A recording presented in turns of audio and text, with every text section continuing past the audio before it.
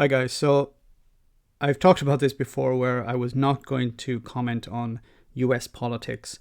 And, I'm sorry, I'm breaking that promise.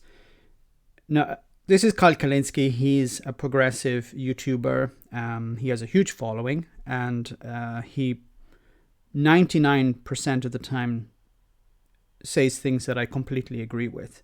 But on this one issue of bipartisanship, I disagree with him. I think he's wrong. Now, let's hear what he has to say, and then I'm going to stop the video at times to comment. I'll leave a link in the description so you can watch the entire video without my interruptions, but let's go. Tulsi was asked if she'd put Republicans and independents in her cabinet, and I want to play her answer for you. Also, Congresswoman, you talk so much about reaching across the aisle. It's a crucial part of your stump speech. Yes. Wondering if you... Sorry, just to clarify something, Tulsi Gabbard is one of the candidates running in the Democratic primary to become the nominee to run against Donald Trump in November. would consider or even commit to including Republicans or independents into the Gabbard administration cabinet? I would make that commitment. The first and foremost qualification for those that I would select for service in my cabinet and in my administration would be those who are committed to putting service to our country and the American people first. We should not be afraid of diversity of ideas and take inspiration from the team of rivals that Abraham Lincoln chose to surround himself with, and draw strength from that in being able to deliver that service and results to the American people, rising above partisan interests, and again, putting service to the people above everything else. And so just to clarify, you would commit right now, if you're President of the United States, there will be at least one Republican? I will commit to making sure that there is no partisan requirement for those who I choose to serve in my administration. Instead, looking at that most important qualification: are you someone who is committed to serving the people of this country, not serving for your own personal profit or benefit or anything else, and that you've got the experience to be able to do the job? Yeah. So first of all, I don't really agree on the experience point, because again, that's a catch-22. You can be inexperienced but really good at the job. Like you can give people a chance. Like, it's okay.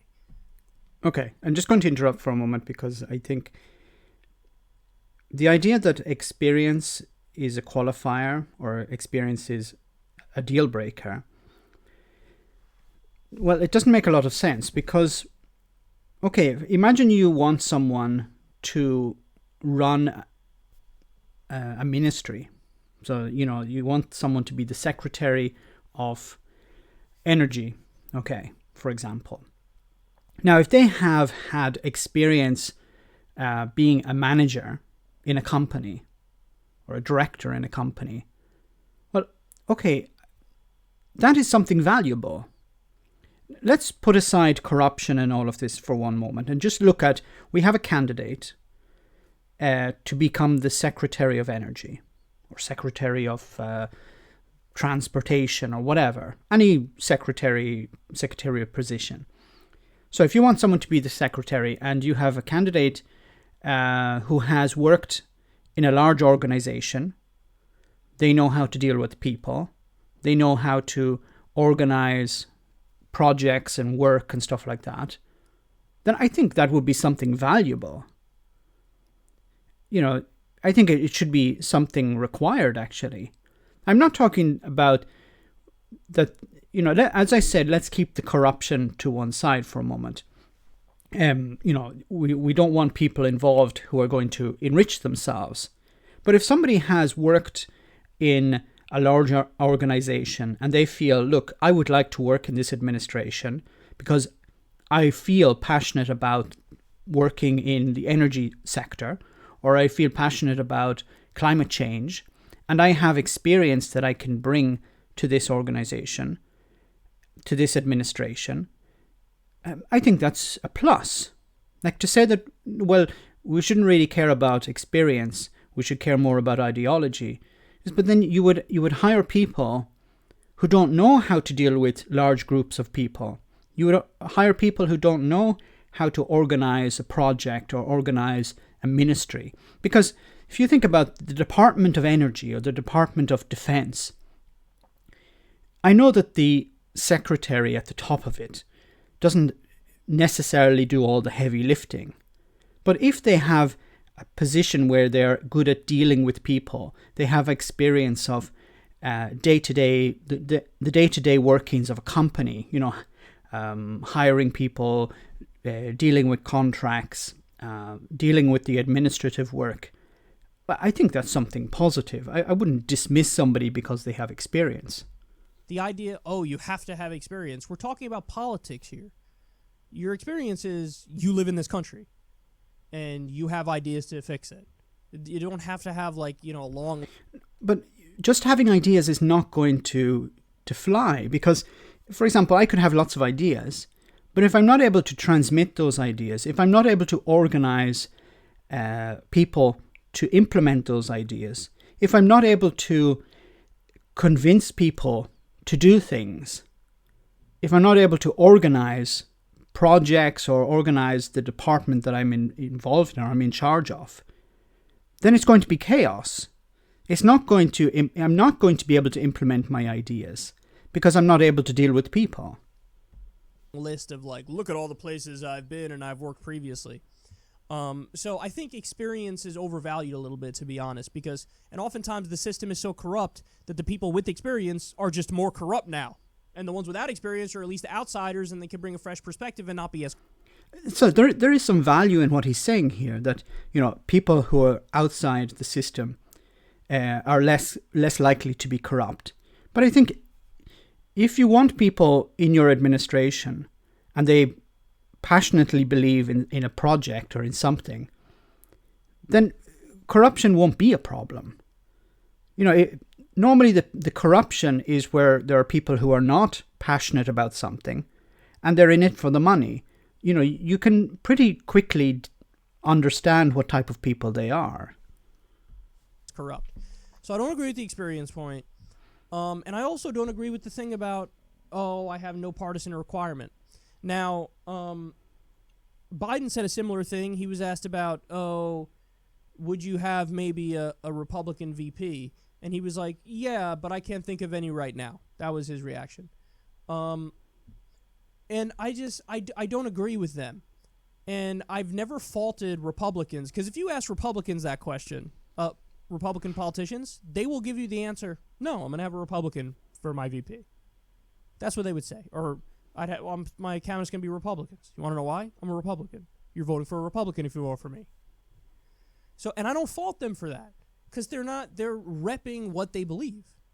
Now, I disagree with them, and I'll argue with them, but they're allowed to do that. So the game is rigged, man. And that's why we're talking about this here, is that you have so many Democrats who are like, oh, yeah, I'm so open-minded, and I believe bipartisanship is inherently good, so therefore I'm going to have, I don't have a partisan requirement in my administration. I'll have Republicans, I'll have independents, I'll have whatever. And it's like, well, how do you think politics is going to play out in this country when every elected Republican would tell you to piss off, I'm obviously going to have a Republican for my VP, and like half the Democrats would tell you, oh, yeah, I'll have people from the other party that are in my administration. It's like, well, then you're never going to get actual left-wing representation that's unapologetic. Okay, and here is the problem. When you hire people to be part of your administration, you have a set core of beliefs. Now, you're not going to always get people who agree with all of those beliefs, if your objective is to implement those beliefs. So let me explain this in another way. Imagine I have, not a business, but I have a food bank in Manchester. And I've opened this food bank because I believe in helping people. So it's not a business. So I'm trying to compare it to a political party, because a political party, in theory, shouldn't be a business. It's a group of people who want to do something to help people, hopefully. So imagine I have a food bank and I want to help the local community in Manchester or Birmingham or wherever this food bank is. and I want to hire volunteers. Now, what is the objective of the food bank? Is to deliver food packages to poor and working class people. Now, if I say, well, I'm only going to hire people who agree with me on climate change, or I'm going to only hire people who agree with me on abortion, for example, what I'm going to do in this case is I'm going to limit the amount of people I can hire, and I'm going to exclude people who may be passionate about helping poor people, but disagree with me on these other philosophies or these other political positions. And by doing that, I'm going to limit the number of people I can hire, and I'm going to exclude people who may be very competent, who may be fantastic volunteers, but I'm going to exclude them because they disagree with me on something. Instead of saying, I don't care what your policy, I don't care what your position is on abortion, on climate change or whatever, you have to be passionate about helping poor people, poor and working class people, by delivering them food packages. Because I need people who are good with organizing the food boxes. I need people who are good at selecting food by collecting it, by collecting donations. I need people who are able to do these things. That's the core. So if I target that, which is the most important thing for my food bank, then I'm going to, and irrespective of the other people's political beliefs, then I'm going to get the best people. But if I start excluding them for things that are not related to the core policy, then I'm going to end up with people who agree with me on everything, but maybe are incompetent. And I fear what's going to happen here if Bernie Sanders becomes president and he follows this line of thinking that Kyle is presenting, that he will hire people who agree with him on everything, but are not competent. So imagine you have a situation. Let's go back to the the Secretary of Energy. If you say, well, so what type of Secretary of Energy do you want? You want somebody who cares about renewable resources. You need somebody who cares about climate change, new technologies. These are some of the fields that you say, okay, let's have a list of proficiencies or areas or policies that we want to focus on. We want people to align with those. Now, if you have a Secretary of Energy who, I don't know, disagrees with abortion or thinks going to war with Iran is a good idea. Well, maybe that's not a good one. But let's say he or she has ideas that are outside the main progressive viewpoint. Well, it doesn't matter because those opinions will not affect their job. Or the effect they'll have on the Secretary of Energy's position will be extremely limited. But what you're doing is you're focusing on their competence. Are they a good organizer? Are they good at opening up their mind to new technologies? Are they good at following trends? Are they good at investing money, public money, in the right projects? If you decide, I'm only going with ideology, then unfortunately you're going to end up with incompetent people. Now, I will say, she's not wrong when she talks about, you want to have like a different ideas around you. I agree with that, but within reason. So, you can have, if you're a lefty and you get elected, you want to have some people that represent social democracy and some people who represent a liberal regulated version of capitalism, and you want to have a democratic socialist in there. Yes. See, that's the kind of diversity of ideas. If you're a lefty, represent that left-wing ideology and allow those diversity of ideas within a reasonable spectrum. So, for example, I think you're working from the wrong angle. You're starting off with, I want people who follow these trends or these ideologies, and I'll work within that framework. But you can't do it like that. You have to say, what do I want to achieve? I want to achieve X, Y, and Z. So I need people who can help me achieve that, irrespective of what their positions are on other issues. Because, look, let's face facts. I want any of you to go out and collect 10 people. And will you find 10 people who agree with you on 10 different subjects? Probably not. It's very difficult to get people to agree on even one subject. So try it. This is the problem, I think, on the left, is that there's this idea of let's close ranks, let's exclude people who are slightly to the left, to the right, or to the center. You know, even if they're good and competent, let's exclude them because they're not ideologically pure. And I fear what's going to happen in Bernie Sanders' administration if he becomes the president is it's going to collapse from within. It's not going to be brought down by the Republicans. It's not going to be brought down by the media, brought down by external forces. It's going to be brought down by people within it who will be saying things like, and I'm making a prediction here now, whether I'm right or wrong, I hope I'm wrong, but I have a feeling it's going to be, people are going to be saying, maybe Bernie is not as left-wing as he should be, or maybe he's not as progressive as we thought. Maybe we need to choose someone who's a bit more progressive, or you're going to end up having this infighting, and it's going to tear the movement apart, and it's going to defeat the end goal, because it will be driven not by, okay, what can we do for the people who voted for us? What can we do for the poor and working class? It will be, well, I'm in this position now, so I want power. Don't fall under the illusion that the left don't want power and it's just on the right. I think this is a big blind spot for many of the left-wing YouTubers. I know that they've been out of power for so long that they see power as corrupting, and that's right, it's true. But they only see it as corrupting on the right. They don't see it as corrupting on the left. And, you know, anyone can be corruptible, apart from myself, and that's an in-joke if you don't get it. But power corrupts. And it doesn't matter if it's Bernie Sanders or Donald Trump.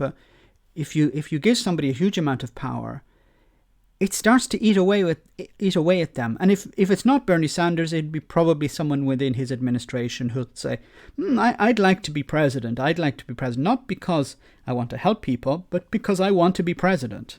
It happens to everyone. Everyone wants to be a bit more ambitious than they really are. For example, I'm not going to have people in my administration like Republicans who are defending the assassination of an Iranian general, an illegal assassination of an Iranian general. Okay, but what if that person is head of transportation, for example? Okay, we can disagree on the idea of Iran, but this person has zero influence on foreign policy. You know, you don't want someone like that in charge of foreign policy. But if they're in charge of the ministry or the Department of Transportation, then I don't see a problem there. I know it's not nice, but you have to work with what is given to you, and you have to work with the best team.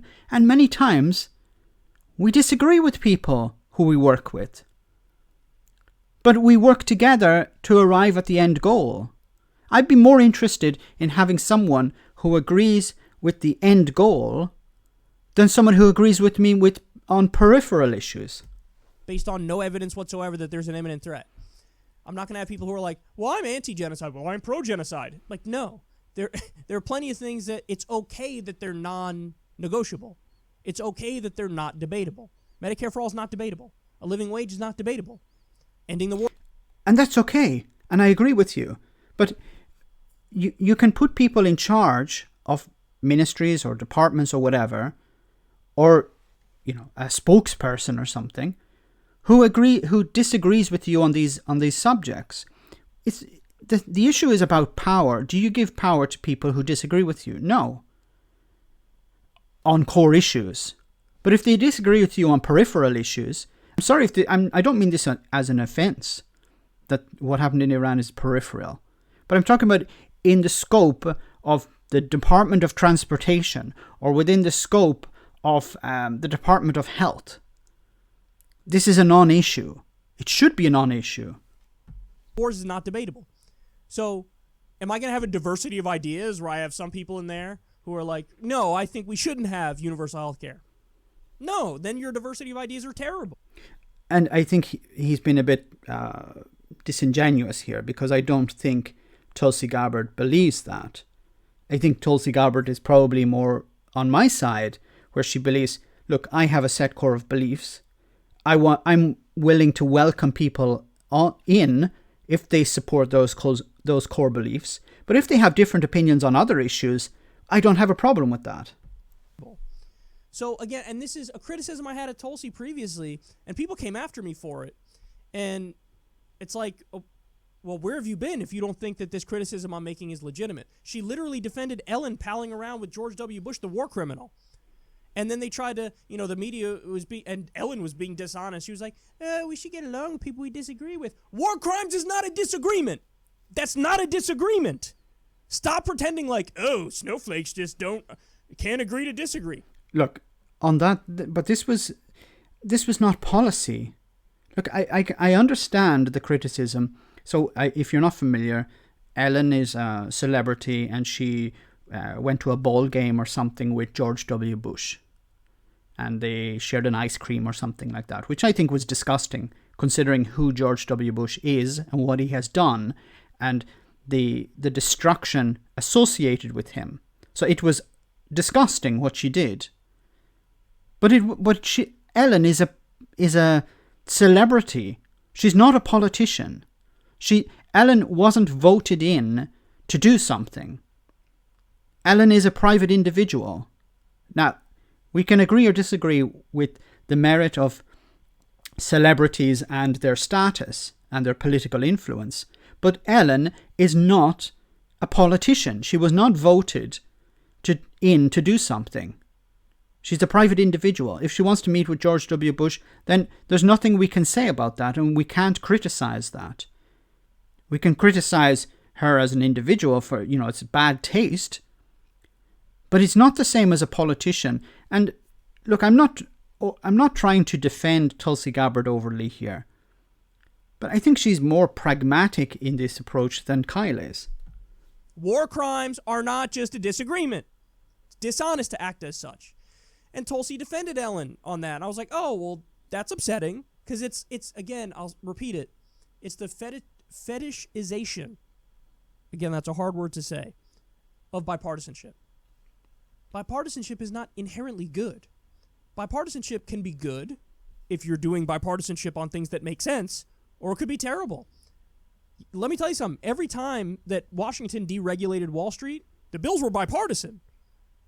Bill Clinton signed the Gramm-Leach-Bliley, which was the repeal of Glass-Steagall. Look, and I understand the criticism, and I agree with this criticism that bipartisanship is not always a good idea. But I'm talking about treating individuals based on merit. I'm not talking about, okay, well, you need to have 50% Republicans and 50% Democrats to fill a quota. I'm talking about if somebody comes forward and says, look, I truly believe in climate change, for example. We need to do something about climate change. But I disagree with you on some other issue. But my goal is to defeat climate change. And this person has experience, they have contacts, they're good at organizing, but we disagree on some other issue.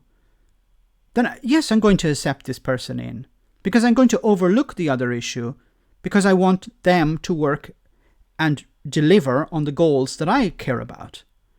I don't understand why this is so difficult. Like maybe, and I alluded to this before, I think perhaps because the left have been out in the cold for so long, they see everything Republican as negative. And anyone who votes for a Republican, there's a problem with them. Now, I'm not going to go into that area, but I understand and I sympathize with that somewhat. But just because somebody voted Republican doesn't mean that they agree with everything the Republican Party does. The same way that, somebody who would vote for the Labour Party doesn't mean that they agree with everything that Jeremy Corbyn had said. Or somebody who voted for Boris Johnson, as we've seen, a lot of people voted for Boris Johnson for one issue, Brexit. They didn't vote for him because he was talking about the NHS or jobs or infrastructure or anything like this. They voted for him on one issue, and I fear that what's happening on the left is this closing of ranks and attempting to purify the party, and this belief that if we exclude people who are slightly different, then we can have a strong united party. But what happens is, in reality, is the people who say, look, I'm the purist, tomorrow will be criticized by someone else for not being pure enough. And those people the day after will be criticized by someone else for not being pure enough. And then you end up with a party of one shouting at the clouds. It's bipartisan. Welfare reform was bipartisan. Universally understood now to be terrible. So bipartisanship, the Iraq War was bipartisan. Bipartisanship is not inherently good. Again, it's not inherently bad either. It just is. And then the details matter. That's all that matter are the details. So maybe I'm being a little too hard on Tulsi here, and she's saying what I'm saying, which is like, yeah, I'll allow diversity of ideas, but it's within a reasonable spectrum. Like, let's have a debate. A market socialist versus a democratic socialist versus... But you can't have it like that. You can't say, okay, it can be within the left spectrum. Because, as you have said yourself in the past, labels are useless. You can say to somebody, are you left or right? And they, oh, I'm left. But then when you actually start speaking to them, you realize, no, this person is not left-wing, they're right-wing. Or they agree more with the right than they do with the left. And vice versa. You can ask people... about are you left or right, and they say, oh, I'm a conservative, and you start asking them questions about policy, and they turn out to be more on the left. So this idea of labels, yeah, okay, I'm only going to choose people who are who describe themselves as left wing, but you're going to eliminate very competent people who may not identify that way. A social democrat. Maybe she's saying something like that, but really the sense I get is just it's too much in favor of bipartisanship, too open-minded to the point where you're not anchored to anything. And like that's the thing that I wish we had an unapologetic left that was like, hey, listen, I'm a leftist and I believe in it. And that's what my administration is going to be. No, you can't. For the simple reason that this label is toxic in the United States. You have to run on policy instead. Or if you want to use a label, call yourself a centrist, or you call yourself a liberal, or call yourself a conservative even. Unfortunately, the label leftist is toxic in the United States. So instead you have to run on policy. You have to ask people, okay, what would you like me to do? What is the problem? What problems do you have in your life? How can I help you? You have to run on that. You can't run on the label of leftist because it's so toxic. It's so demonized in the United States that as soon as you say you're that, people will switch off. And then your message doesn't get heard. And, if you vote for me, you're getting Medicare for all, you're getting free college, you're getting a living wage, you're ending the wars. This is what's happening. Now, we can have debates. There are areas, where everything is not black and white in the world. There are plenty of shades of gray. But I will have a diversity of ideas within a reasonable spectrum in my administration. And that's definitely not the sense I get from Biden. Whenever Biden does bipartisanship, it's I agree to do Republican ideas. And with Tulsi, she's obviously not nearly as bad as Joe Biden is. But I still don't like the really upholding bipartisanship as if it's the end-all be-all. And as I've said, I don't think she's doing that. Now, look, I'm not an expert on US politics. Kyle is much more in tune with this. But what I'm seeing here is, as I've said before, I think he has been, and his side, have been out in the cold for so long. They've never had power, so they automatically see any type of listening to the Republicans or listening to someone outside their bubble as problematic. As if it's like, the thing that is a cure in and of itself. It's not. It's just not. And by the way, this is coming from a guy, I'm a big defender of many Republican voters. The politicians in D.C. could all piss off. They're corrupt sellouts. They're terrible. I hate them. The voters oftentimes agree with left-wing priorities, but they don't get represented. So I'm sympathetic to them, but in my administration, if you're voting for me, I'm a social democrat. You're going to get social democratic ideas. I'll have a diversity of ideas in my administration within a reasonable spectrum. I'm not going to go so far to the point where it's like, oh, I have a diversity of ideas. I believe in climate change, and my VP doesn't. That's just dumb. So, and I agree, but you don't make them your VP. You can say, in my administration, there's someone who doesn't believe in climate change, but you can deal with it in two ways. You can say, well, I'm going to put this person in a position where they have no influence regarding climate change, or I'm going to exclude them because they don't reach the standard that I have set. Now, I'm more thinking of the former than the latter, because maybe this person who doesn't agree, and as I've said before, doesn't agree on climate change, doesn't understand climate change or whatever, but they're good at organizing an administration. They're good at organizing people. They're good at deal making. They're good at working with communities. They're good. They have other qualities. What you need to do is you look at people on an individual basis, look at their merits, and then decide, okay, this person I can work with. This person I can't work with. This person I can work with, do they agree with everything in my core message? They agree with 90%. Okay, the 10% that we disagree on, can I still work with this person if I disagree with them? Yes or no? If no, then is there a place I can put this person where they still can use the positives, but the thing we disagree on doesn't come into question, isn't part of the decision making, will not come back and bite me in the ass? Then I think this is a sound way of dealing with the people you want to hire for your administration. It takes it's a lot more work. It's much easier just to say, okay, give me a list of leading left-wing activists. I will make them all secretaries of state or energy or transportation or whatever. But then what's going to happen? And that's not what she's saying, because she obviously did mention climate change. But suffice to say, I don't agree with, oh, I'm a Democrat, and sure, I'll have Republicans in my administration. No, have actual lefties in your administration. You could have them within a spectrum, but within a spectrum of that which is reasonable. Shift that Overton window back to the left. Don't, concede and just go further and further right, because every Republican has a Republican VP and a Republican cabinet. So, okay, but does that mean that you have to mirror what the Republicans do? One of the reasons the Republican Party is so dysfunctional is not the Republican Party don't win because they're competent, that they're good at campaigning, that they're good at organizing, that their message is good.